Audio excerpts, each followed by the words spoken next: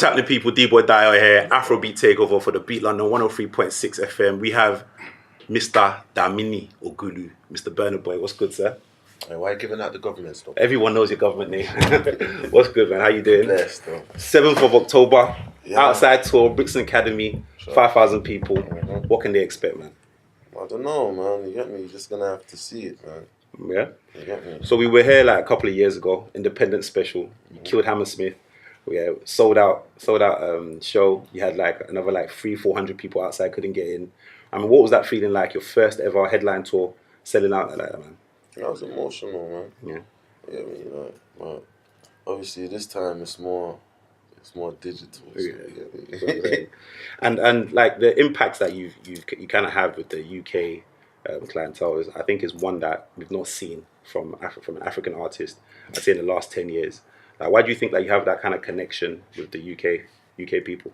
I don't know, man. It's because like UK people are like real people, innit? So, yeah, like they do the real stuff, you know. Yeah, that's what I'm saying. So yeah, they relate. Yeah. You know, All right, more cool. than a lot of people. Yeah, that's a good look. And let's talk about the Outside album now. You released this album like this year. We noticed that you didn't release an album last year. Yeah. So in the last 5 years, you released like, was it 4 or 5 albums? Like back to, I don't even know. No, you released albums literally every year since you released your first one to 2013. Yeah. So the only years that you didn't release an album was 2014 and last year. Yeah. Like, why do you think that this album? I mean, why didn't you release an album last year? And why do you think this album has done the numbers that it's done already? Boy, I don't even know. I never really planned things, you know. Like I just go with the spirits, you know. So there's never been a plan to like, oh, I want to drop an album this year and stuff. I just know it's just gonna keep coming, and yeah, I'm just gonna keep feeding them, you know. That's what I'm saying. And of course, we know Ye has done crazy numbers. Like, I don't care about numbers. I don't even want to know about numbers. I don't want to talk about numbers. What inspires you to release these tracks? And what is it? What's the goal when you release it? Are you just like, you're like a free spirit, like, let me just release album, like whatever it does, it does? Like, what is your goal when you release a track? For me, it's if I like it, you know what I mean, then I feel like it's good to go, you know. That's what I'm saying. As long as I like it, then it's like everyone has to like it. That's true. And I've noticed that in all the body of work that you've done, like, you hardly ever, I mean, you have collaborations, but I feel like you're not a man that really relies on collaborations. Like, you've had albums where you had no collaborations at all. Yeah, like that. Is that something that you've done on purpose, or is like you just haven't found anyone to match the sound of what you're trying to deliver? It's not even that. For me, it's more like when I make music, I make music from a place where it's like, if you're not there, then you're not there, innit? Yeah. You know? So it's like, I don't look for like, I don't know, man. It's just it just happens the way it happens, man. Yeah, Glory to God. That's right, amen. And one of the things that I noticed from this album is that it felt like you explored your vocal capabilities a lot more. So I felt like you played with your voice a lot more. Like your ranges, like you're really showcasing that, yo, Baba, you guys listen, I can sing. Was that also something that was done on purpose, or was it just like, yo, I just went with the flow? Man, that's the thing. I just make music, and like music just does what it does, you know. That's what I'm saying. Yeah. Okay, so back to the Outside tour. Yeah. Now, we saw what you did 2 years ago. Like, you know, the whole setup. Shout out to Coco Bar and the whole team that put it together. Like, was crazy. Like, you came out tied in handcuffs out of the police van. What can the audience expect from this tour, this show at the Brixton Academy? Is highly anticipated. I'm sure you've got some tricks up your sleeve, but you must can drop us some juice on that, man. Yeah, for sure. See, the thing is that with me, doing these shows, you can see from the last one, I'm not really going to do a show with someone that's not rock, but that's not going to listen to what I'm doing. And it's like, won't put the dough to do it. To make it happen, like, you know, so, yeah, when you see me and them together, then I don't really need to tell you what's going to happen. You get me? You're just going to have to see it. And you get me? Like, Last time I told you it was going to be a movie. It was bad. Yeah, this time I'm not even going to tell you nothing. and we saw that you worked with a few UK artists on the last one. You brought out some people. Who can we expect? Who you must? See, that's the thing, man. Who are you bringing out? There's some people you're bringing out for a fact. Did I bring out anyone last time? Who did I bring out? It was just more stack in that. The most stack. But you had Akeem YFS performed. They were in the video as well. Oh, like, yeah. Okay. Yeah, man. Shout out to them. Yeah. But like, see, the thing with me is like, I really didn't even know they was there, innit? You know what I mean? Not even on anything. It's just like, for me, I just knew I wanted a movie. That's what I'm saying. You know, so I had a movie set up, innit? Yeah. So it's like anyone that was part of the movie is a blessing to both me and them, you know. So shout out to YFS, you know. Yeah, shout out to YFS for real, for real.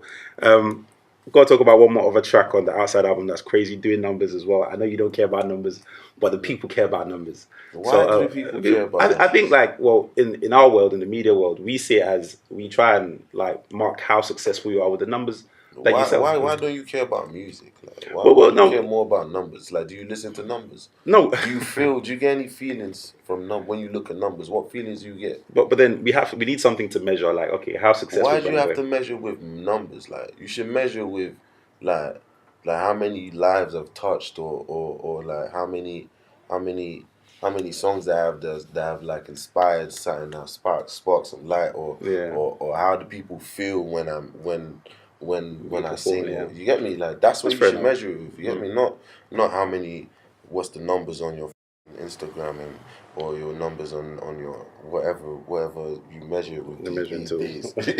You get me? That's why I don't rate them things there, you know. I hear that, and you know, I highly respect that. Talking about numbers and just talking about you expressing yourself, one of the things I feel like that you as an artist, that you're different from a lot of people, is that you're very quick to express how you feel. Like, I saw an interview that you did with someone, and you mentioned, I think she mentioned Afrobeats, and you was like, wait, what's that? What's Afrobeats? Like, you know, like this is Afro pop, or like you representing your music is Afro fusion. You know, so I mean, like it's nice obviously to hear you express your feelings and stuff. But just going back to the Afro fusion thing, Afro pop, your whole take on Afro beats, what's your real feeling on that and the way like it's been coined? You see, my thing is it's really like sentimental for me, because it's like my family is involved with that. Feel that connection, yeah. So it's like when you say Afrobeats, I know what Afrobeats is. It's not Afrobeats is not what you're hearing today. It's not. That's not Afrobeats. Afrobeats is one person and one person only. The greatest, yeah. You get me? And that's Fela Anikulapo Kuti. But every other person does Afro pop and Afro whatever. But it's not Afro beats. You know? But you know there's a differentiation between Afro beats and Afro beats, and you know Afro beats was primarily coined by the U.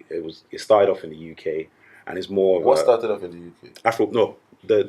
The name, the Afro beats, the name, it being coined Afro beats. Do you get what I'm trying to say? I don't get anything.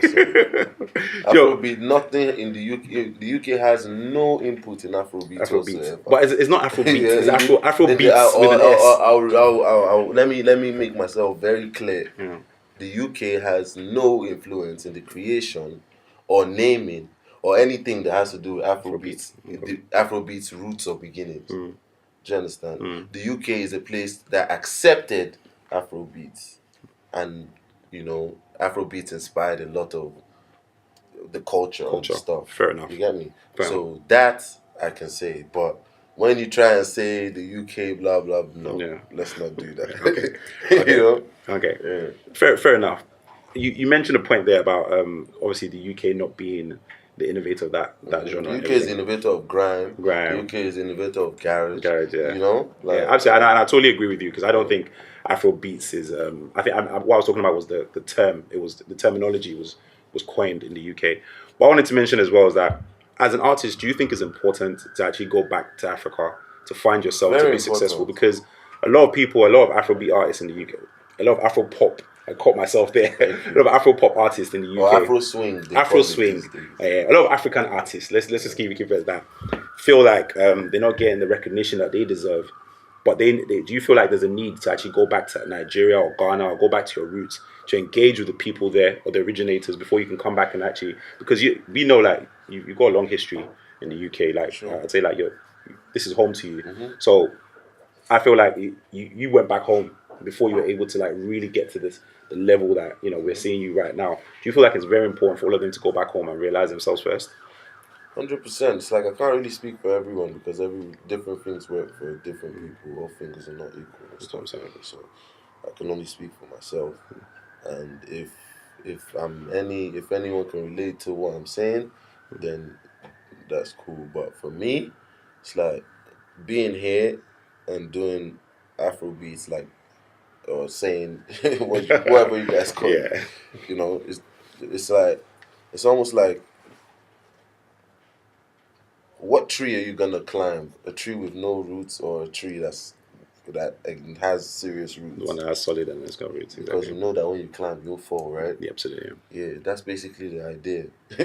You get me? So it's like, if you're here and you're doing that, you don't go back and you don't know who you are, so you don't know what you're really doing in the first place. Yeah. You get me? You have to go and see and know What and it is. understand and become.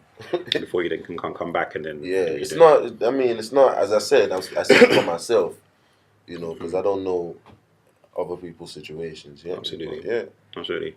So I mean, like, obviously everyone's looking forward to October the 7th at Brixton Academy. You know, what have you got coming up in terms of albums? Like, have you got more tracks? What tracks have you got? Are you going to go on stage, like, perform something that we've not heard before? And also, we noticed that there's a trend at the moment that a lot of people are bringing out their friends, and you know, Wizkid did it with Davido done it with Wizkid, and people are bringing out, is there anyone BURNA BOY is going to bring out, or BURNA BOY is in BURNA BOY's lane, you know? Co-signing to any of that. You never know, man. You get me? I got love for everyone. You get me? And everyone's got love for me, so... Yeah. You get me? Anything can happen, bro. Okay, that's a good look. That's a good look. Listen, I'm not going to take up too much of your time. Thank you for talking to the Beat London. Respect. Appreciate you, man. October 7th, yeah? Yeah, Magic. man. Love.